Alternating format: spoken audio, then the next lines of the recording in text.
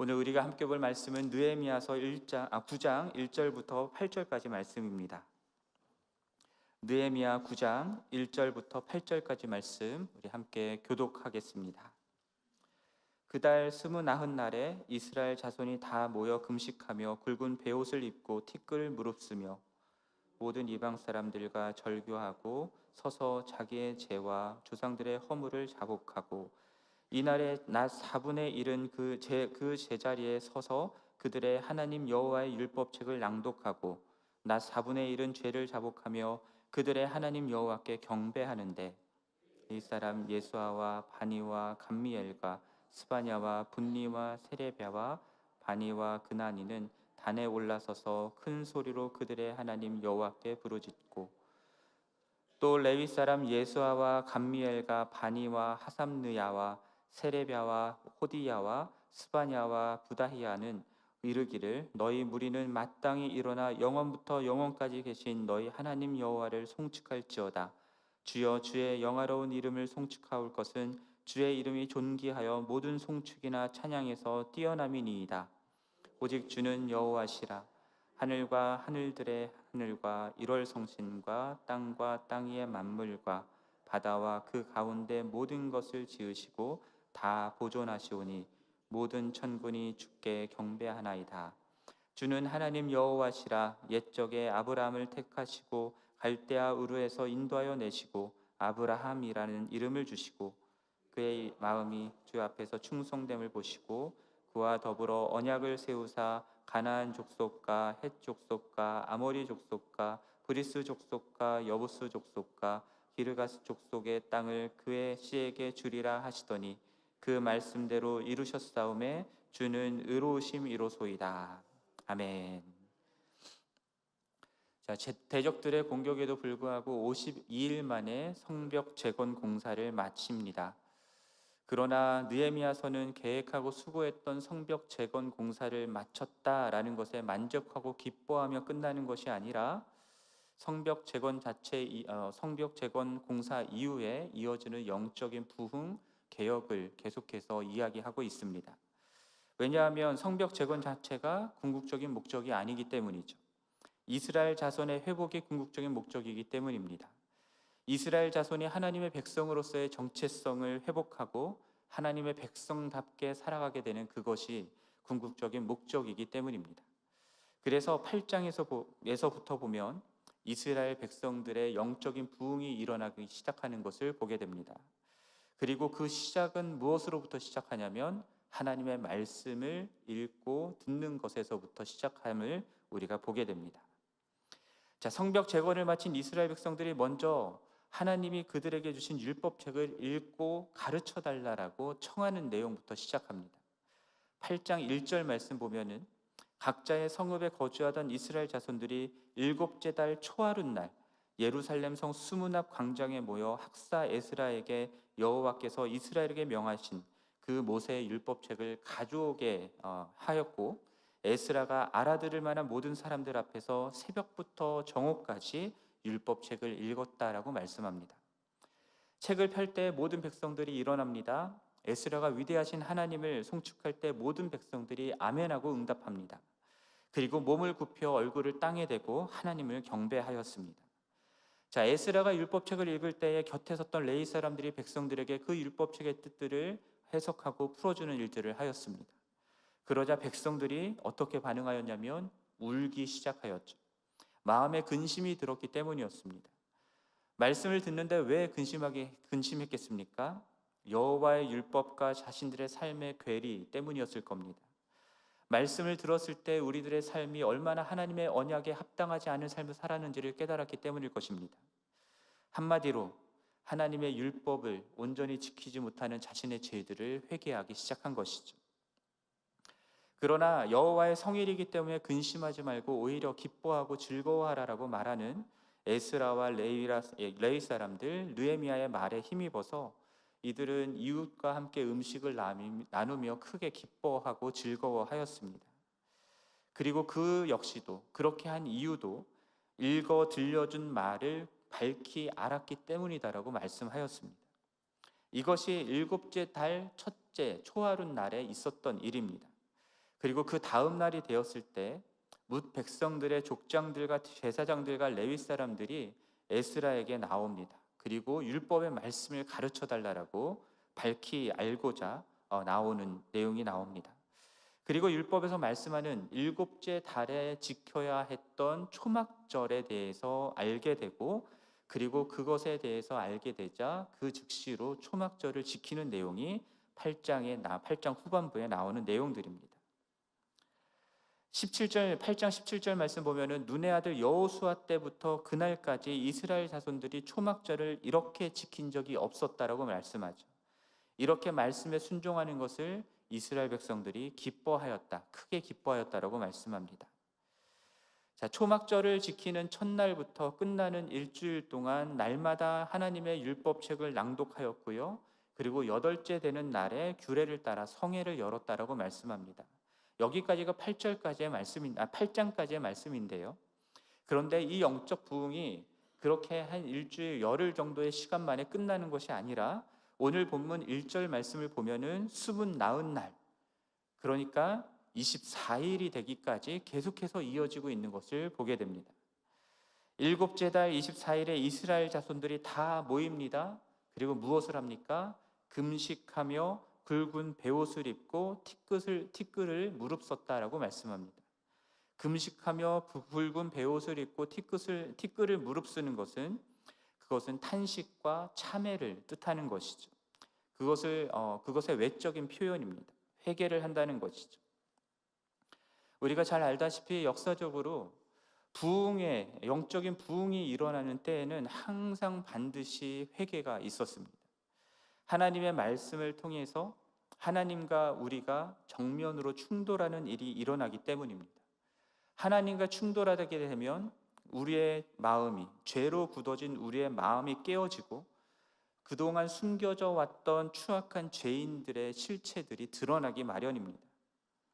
말씀 앞에 서기 전까지는 누구나 스스로를 괜찮은 사람으로 여깁니다.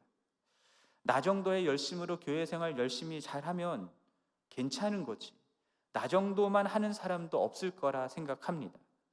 나 정도면 정말 괜찮은 그리스도인이라 생각하곤 합니다. 나 정도로 열심히 믿는 사람이 있으면 나아보라라고 하는 자부심이 있을지도 모르겠습니다. 만약에 이런 생각이 있다면 그것은 하나님과 충돌되는 신앙생활을 하고 있지 않은 것일 수 있습니다. 신앙생활의 기준이 다른 사람들과의 비교에 맞춰져 있기 때문이죠. 성경을 읽지만, 설교 말씀을 듣고 있지만, 기도를 하지만 하나님과 충돌하여서 하나님을 기준으로 나를 보는 것이 아니라 여전히 내 마음의 초점은 다른 사람들과의 비교에 있어서 내가 조금 더 낫다라는 것에 초점이 맞춰져 있는 것입니다. 그것은 말씀이 보여주는 하나님이 아니라 종교 행위에 있어서 다른 사람들과의 비교 우위에 내가 있다라는 것으로 나의 의를 높이고 나를 높이는 것이 되는 것입니다. 그러나 정말로 말씀을 읽고 묵상하고 그리고 기도하는 가운데 하나님을 만나고 하나님과 충돌하게 되는 그런 일들이 일어나면 누구든 그 앞에 내가 죽을 죄인임을 고백하고 깨닫게 되는 것입니다. 하나님 앞에 설 수 없는 죄인이다라는 고백을 할 수밖에 없는 것이죠. 그러한 죄인이 하나님을 만났다라는 그 사실 때문에 두려워 떨게 되는 일들이 일어나는 겁니다. 자기 자신과 다른 사람들에게 맞춰뒀던 시선이 하나님께 돌려지고 하나님이 얼마나 거룩하신 분이고 얼마나 광대하신 분인지, 하나님이 누구이시고 어떠한 분이신지를 조금이나마 알게 되는 은혜가 있기 때문인 것입니다. 그 하나님의 영광의 빛 앞에 내가 서기 때문에 내가 얼마나 더러운 죄인인지를 밝히 보아 알게 되는 일이 일어나기 때문입니다.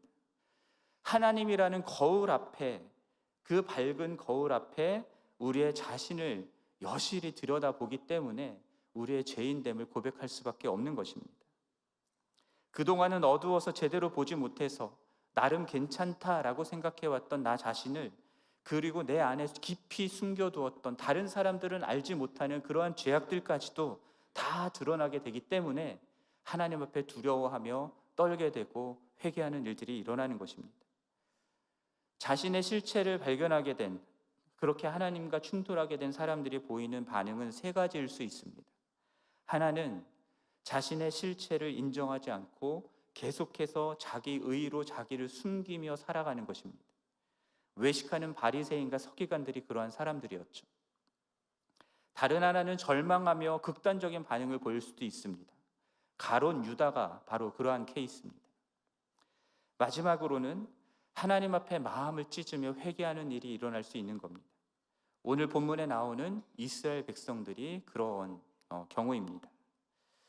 사실 이스라엘 백성들처럼 그렇게 회개를 할 수 있다는 것도 하나님의 은혜입니다. 하나님의 은혜가 없다면 우리는 형벌에 두려워 죽을 수밖에 없을 것입니다.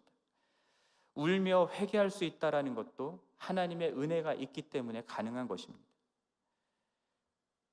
그러므로 이러한 회개 없이 우리가 바로 그냥 은혜로 넘어갈 수는 없는 겁니다. 십자가의 죽음 없이 부활이 있을 수 없는 것처럼 하나님 앞에서 자신의 죄에 대한 참된 회개가 없이 곧바로 하나님의 은혜로 넘어갈 수는 없는 겁니다. 참된 회개는 하나님의 은혜로 우리의 실체를 들여다보면서 하나님 앞에 나 자신을 온전히 내어드리는 그러한 것으로 시작되는 겁니다. 그러나 그것만으로 그치지 아니하고 외적으로 금식하며 굵은 베옷을 입고 티끌을 무릅쓰는 것으로 그치지 않고 근심하며 우는 것으로 그치지 않고 오늘 본문 2절 말씀을 보면은 모든 이방 사람들과 절교하고 서서 자기의 죄와 조상들의 허물을 자복하는 것까지 나아가는 것, 그것이 참된 회개입니다. 모든 이방 사람들과 절교했다라고 하는 것은 그동안 하나님의 말씀을 따라 살지 않고 이방 사람들과 어울리면서 그들과 구별되지 않는 그들을 따라 행했던 것에서 돌아선다라는 뜻입니다. 하나님의 말씀이 가르치는 하나님 나라의 가치와 원리와 질서가 아니라 이 세상 사람들이 추구하는 따르는 가치와 질서와 원리들을 따라서 살았던 것에서 내가 돌이키겠다라는 겁니다. 그렇게 세상과 혼합되어서 하나님도 섬기고 이방 민족들이 섬기는 우상을 섬기다가 이스라엘이 망한 거잖아요. 그렇게 하나님의 율법이 말씀하는 사랑과 정의의 삶을 사는 것이 아니라 세상 사람들이 하는 것처럼 세상의 논리로, 힘의 논리로 이웃을 착취하고 억압하며 부조리를 행하는 불의를 행했기 때문에 이스라엘이 망한 거잖아요. 한마디로 하나님의 백성이라 불리는 사람들이 하나님이 말씀하시는 말씀대로 하나님을 사랑하지 않고 이웃을 사랑하지 않는 일들을 행했기 때문에 그렇게 멸망을 당한 것입니다. 말씀을 통하여 자신들이 이렇게 하나님과의 언약을 깨트리고 범죄하며 살아왔다라는 것을 알게 되었을 때, 깨닫게 되었을 때 이들은 회개하며 울며 회개할 뿐만 아니라 이방 사람들과 절교하는 것까지 했던 겁니다. 그렇게 함으로써 그들의 삶의 깊숙한 곳까지 들어와서 있던 이방 사람들의 영향력을 끊어내 버리려고 했던 것입니다. 이방 사람들의 영향력이라고 하는 것의 가장 대표적인 것이 무엇이냐면 자기 중심성입니다. 자기 중심적으로 사는 것이죠. 자기를 위해서 사는 겁니다. 하나님을 위해서, 하나님을 예배하기 위해서, 하나님 중심으로 살아가기 위해서 창조된 인간이 하나님 없이 자기가 주인이 되어서 자기를 위해서 살고자 하는 것, 그것이 죄의 본질이고 하나님 없는 이방 사람들이 사는 삶의 원리인 것입니다. 그러니까 하나님도 우상처럼 나를 위해서 섬기는 일이 일어나는 것이고요. 하나님이 말씀하시는 삶이 아니라 하나님 말씀은 말씀대로 받되 내 삶은 그것과 상관없이 세상의 원리대로 살아가는 일들이 일어나는 겁니다. 그래서 남을 착취해서라도 억압해서라도 내 이익을 추구하는 그런 삶을 살게 되는 것이죠. 회개는 그러한 삶의 중심을 하나님께로 돌리는 것입니다. 내가 아니라 하나님이 주님이시고 내가 아니라 우리 삶의 주가 되시는 하나님을 위해서 사는 것이고 하나님의 말씀대로 내 방식대로가 아니라 하나님의 말씀대로 살아가는 삶으로 바뀌어 가는 것이 회개인 것입니다. 그리고 그러한 회개는 삶의 실제적인 대가를 요구하는 것이죠. 이방 사람들과 절교했다라고 하는 것, 그것으로 인해서 이스라엘 백성들이 이제까지 그들과 어울리며 누려왔던 모든 것들을 내려놓아야 했을 것입니다. 그들과 즐기면서 놀았던 그 모든 것들, 그런 쾌락들도 버려야 하고요. 그들과 함께 어울리면서 얻게 됐던 경제적인 이익이나 어떠한 이득들도 다 내려놓아야 했을 것입니다. 그러나 그러한 대가를 치르고서라도 하나님의 말씀에 순종함으로 하나님의 백성답게, 언약 백성답게 살아가는 그것을 말씀 앞에서 회개하며 선택한 것이 오늘 본문에 나오는 이스라엘 백성들의 모습인 것입니다. 그들의 조상이 이러한 죄를 범하여서 포로로 잡혀갔던 것이고요. 그런데 자신들도 지금까지 똑같이 그러한 죄악을 범하고 있다는 것을 말씀 속에서 발견한 것이고요. 그래서 자신들의 죄를 고백할 뿐만 아니라 회개할 뿐만 아니라 조상들의 허물까지도 자복하고 그리고 모든 이방 사람들과 절교하는 것까지 나아갔던 것입니다. 그런 말씀 듣고 기도하며 우는 회개는 절반의 회개인 것입니다. 죄의 길에서 돌아서고 죄된 삶을 끊어내는 그 실제적인 대가를 치르는 데까지 나아가야 진정한 참된 회개가 이루어지는 것입니다. 이제까지 죄인 줄 알면서도 끊어내지 못하고 죄가 주는 즐거움 가운데 매여가지고 계속해서 쏠쏠히 맛보던 그러한 즐거움을 계속해서 원하고 그것을 끊어내지 못하고 있다면 그렇다면 그거는 진정한 회개가 아닌 것이죠. 침례 요한도 회개에 합당한 열매를 맺으라 말씀했습니다. 회개에 합당한 열매들, 이제까지 살아왔던 길에서 돌이켜서 죄의 길에서 돌이켜서 말씀대로 순종하는 그러한 삶을 살아내는 그러한 변화를 말하는 것입니다. 그리고 3절 말씀을 보면은 그날의 부흥회가 얼마나 진행되었는지가 나오는데 낮에 4분의 1은 율법책을 낭독하였고 또 다른 낮에 4분의 1은 죄를 자복하며 그들의 하나님께 경배하였다라고 말씀합니다. 그리고 4절부터 6절까지에서는 레위 사람들이 단에 올라와서 큰 소리로 부르짖는 일이 일어나고 송축하며 찬양하는 내용이 나옵니다. 그리고 7절 이후로는 이스라엘의 역사를 돌아보면서 하나님께 찬양하고 자신들의 죄를 고백하는 내용들이 9장 끝까지 나오게 됩니다. 자, 이러한 내용들을 볼 때에 하나님의 말씀을 낭독하고 깨닫게 되는 그 은혜로 말미암아서 하나님을 알게 되고 하나님과 충돌하는 일이 일어나고 그래서 회개가 일어나는 것을 볼 수 있고요. 그리고 또 그와 함께 이스라엘 자손들이 하나님을 찬양하고 경배하게 되는 데까지 나아가는 것을 발견하게 됩니다. 왜냐하면 왜 그렇게 예배하는 데까지 나아가게 되냐면 말씀을 통해서 하나님이 누구이시고 어떤 분이신지를 분명하게 알게 되기 때문입니다. 하나님이 이스라엘 자손의 역사 가운데에 어떠한 일들을 행하셨는지 그리고 지금 내 삶 가운데 행하시고 있는 일들을 말씀 속에서 발견하게 되기 때문인 것이죠. 그래서 5절 후반부 말씀을 보면요, 영원부터 영원까지 계신 하나님을 찬양합니다. 영화로운 분이시며 존귀하신 분이심을 찬양하고요, 이 세상에 그 무엇이 받는 송축과 찬양보다 더 뛰어난 송축과 찬양을 받으셔야 할 하나님을 고백하고 있음을 보게 됩니다.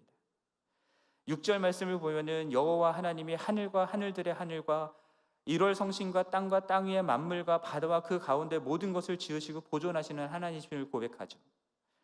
이스라엘 자손들이 이방 사람들과 어울릴 때는요, 하늘과 하늘에 있는 것과 1월 성신, 땅과 땅에 있는 것들, 그런 피조물들을 우상으로 섬기는 일이 있었습니다. 그러나 말씀을 통해서 하나님이 누구이신지를 알게 되니까 하나님은 그 모든 것들을 창조하신 분이시고 그 모든 것들 위에 계신 참 하나님이신 것을 고백하며 찬양하게 되는 것입니다.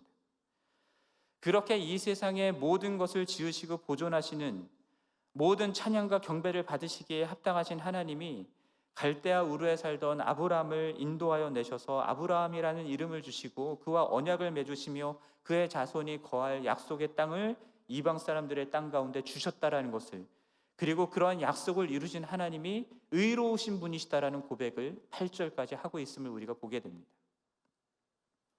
결국은 말씀을 통해서 하나님을 알게 되니까, 하나님이 어떠한 일들을 행하시는지를 알게 되니까 말씀을 통해 자신들의 삶 가운데, 조상들의 역사 가운데 하나님이 어떠한 일들을 행했는지를 알게 되니까 이러한 고백과 찬양과 경배를 올려드리게 되는 거예요. 그렇게 예배가 회복되는 것입니다. 하나님이 누구이시고 어떤 분이신지를 알지 못하고 그분이 우리를 위하여 어떠한 일들을 행하셨는지를 제대로 알지 못한 채 하나님을 예배한다면 여러분들이 예배하는 그 하나님이 정말 참 하나님이시다라는 것을 확신할 수 있으시겠습니까? 내가 원하는 신을 만들어내고 내가 원하는 방식으로 내가 원하는 것을 얻기 위해서 하나님을 예배할 수도 있는 것입니다. 그것은 하나님을 예배하는 것이 아니라 우상을 섬기는 것과 다르지 않죠. 그래서 여러분, 하나님을 제대로 예배하기 위해서 반드시 필요한 것이 무엇이냐면 말씀을 통해서 하나님을 분명히 아는 것이 필요합니다. 하나님을 온전히 높여드리고 예배하기 위해서는 말씀을 통해서 하나님을 분명히 아는 것이 절대적으로 필요합니다. 오늘 말씀 속에서 참된 회개가 나오고 예배가 회복되는 내용들이 나옵니다. 이제 내일부터 또 계속해서 그런 예배 회복되는 내용들을 보게 될 텐데요. 그 모든 일들이 어디에서부터 시작됩니까? 말씀에서부터 시작하는 겁니다. 하나님의 말씀을 읽고 듣고 깨닫는 것에서부터 시작하는 겁니다. 말씀을 통해서 하나님과 충돌하게 되는 그 일에서부터 시작되는 겁니다. 사실 이 자리에 계신 많은 분들은 이미 하나님의 말씀을 통해서 하나님과 충돌하는 그 은혜를 경험한 분들이 많이 있을 거라 생각합니다. 그리고 그로부터 말미암는 영적인 부흥들, 교회의 부흥을 많이들 경험하셨으리라 생각합니다. 예전에 말씀 상여회가 있거나 부흥회 등의 말씀을 들을 수 있는 기회가 있을 때 사람들이 얼마나 많이 모였습니까? 그리고 그곳에서 말씀이 선포될 때 말씀에 반응하여서 울부짖으며 회개하고 돌이키는 일들이 얼마나 많았습니까? 그 자리에서 하나님 이 예배가 끝나지를 원치 않는다라고 고백할 만큼 그 예배를 사모하고 계속해서 그 예배 자리에 있고자 했던 것들이 얼마나 많이 있었습니까? 여러분 다 기억하고 계시지 않으십니까? 그러나 오늘날은 그렇지 않습니다. 사람들이 말씀의 자리에 나오지 않습니다. 예전만큼 모이지 않습니다. 저는 그렇기 때문에 말씀으로 말미암는 영적인 부흥을 과거에 경험했던 우리들 세대가 더욱 말씀을 붙들어야 된다라고 생각합니다. 더욱 말씀을 붙들고 부흥을 위해서 기도하는 책임을 감당해야 된다고 생각합니다.